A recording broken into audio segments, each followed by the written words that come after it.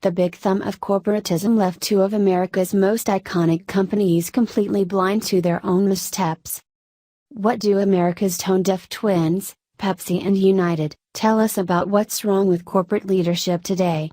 For anyone who wasn't in the Hermit Kingdom for the last 2 weeks, we had back-to-back incidents of self-inflicted social slaughter. First, Pepsi had to yank its fatally conceived commercial featuring Kendall Jenner handing a king of the sugary stuff to a fake cop, a gesture which was almost universally seen as trivializing the Black Lives Matter movement through an unjustifiable apotheosis of the brand as a cultural peacemaker. Then, United Airlines sent real cops onto a plane to yank a paying customer out of his seat, and the CEO's initial reaction was to defend the ejection maneuver. Deconstruct these two seemingly disparate disasters and what emerges is a surprising continuity. Broken management was trapped in a one-dimensional view of the landscape, when we are living in a multi-dimensional Rubik's Cube. What blinded Pepsi? The existential imperative to be emotionally connected to their consumers. The brandosphere is filled with talk about how products must be culturally relevant to prosper today. The decision to insert Pepsi into the conversation about Black Lives Matter came from that place, but ended up in a horrible spot because they looked to the past for their model, and misread the lessons. That past was 36 years ago, and also the pivot point of the final episode of Mad Men. In that reality-bending moment, the fictional Don Draper is credited with creating one of the most memorable commercials of capitalist history. As The Hollywood Reporter wrote, the last scenes featured Don hugging a stranger at a retreat and meditating with hippies before the episode cuts to the 1971 Coca-Cola Hilltop commercial. This commercial, which captured a group of young, earnest global citizens gathered on a mountaintop in Italy, singing a folk-tinged anthem, was such a beloved statement of unity during a divisive time that the anthemic score, I Won by the World of Coke, morphed into a popular song retitled I Want to Teach the World to Sing. Some context: just a year earlier, in 1970, the Kent State shootings and the invasion of Cambodia rended the nation. That was only 3 short years after the assassinations of Martin Luther King Jr. and Bobby Kennedy. The hated draft was in place, there were 334,000 troops in Vietnam, the Pentagon Papers were published. All in the Family, that breakthrough bottling of the zeitgeist, premiered in 1971. It sure seemed like the right time for a soft drink to be a national healer. Pepsi's own retraction confirms this parallel ambition. They wrote Pepsi was trying to project a global message of unity, peace and understanding. Clearly we missed the mark. They missed the mark because their rush to relevance blinded them to a literalized, conceptual disaster. Compared to Coke, the Pepsi spot was a ham-handed check of every box, down to the hijab-wearing photographer. This scene-by-scene breakdown in the Washington Post is a triumphant takedown, walking us through to the conclusive relocus of the mockery, Kendall Jenner handing her Pepsi to the stone-faced young policeman.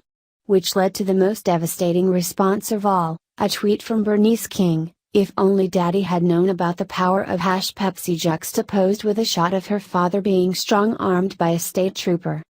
Pepsi defaulted to every risible trope of lifestyle advertising. Quick cuts of cool people in prettified urban environments, gentrification on steroids, another level of cultural insensitivity.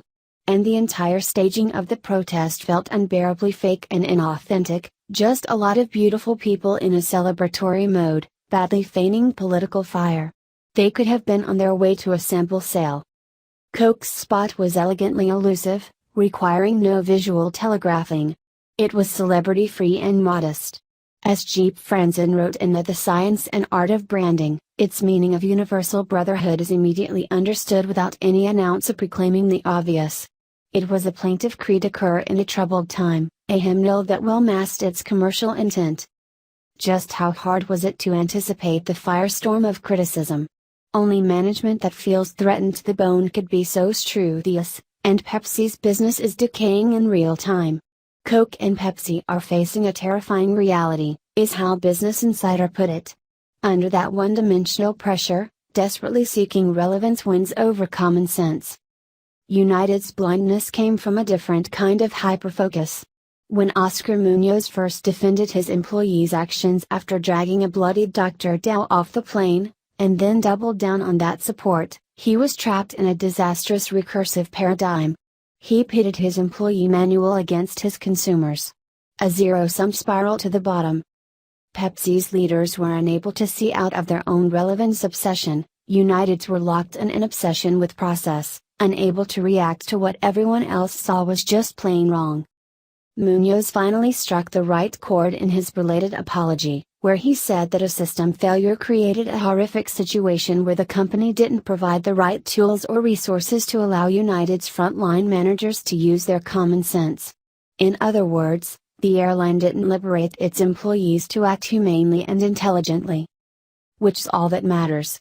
We want the people we interact with, United employees, telemarketing automata, to come off the script and live in the world of Sesame Street fairness.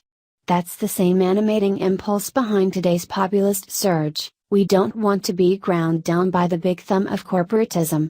The applies whether it's the fabrication of a grandiose commercial that clumsily attempts to win our coolness approval, without realizing the offensiveness of the content.